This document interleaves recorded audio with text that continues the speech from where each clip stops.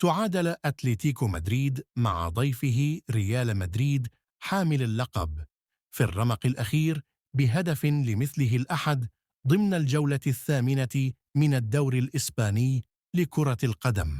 وسجل الهدف الوحيد للفريق الملكي قلب الدفاع البرازيلي إيدير ميليتاو في الدقيقة 64.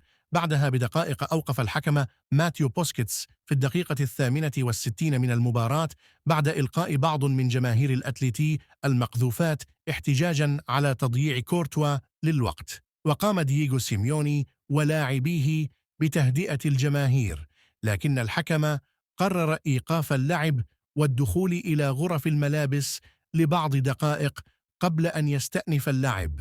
وحاول أصحاب الأرض العودة بالنتيجة بعد استكمال اللعب، فحققوا مرادهم بالدقيقة 95 من قبل الأرجنتيني البديل آنخيل كوريا بهدف لم يحتسبه الحكم في البداية بداعي التسلل، ليتم تأكيده بعد العودة لتقنية الفيديو.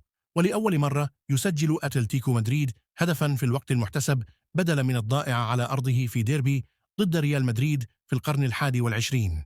وطرد الحكم لاعب أتلتيكو مدريد ماركوس يورنتي بعد تدخله العنيف على غارسيا، وهو أول طرد ليورنتي في مسيرته الاحترافية. وصار رصيد ريال مدريد 18 نقطة بفارق نقطتين عن المتصدر برشلونة. أما أتلتيكو فصار رصيده 16 نقطة في المركز الثالث.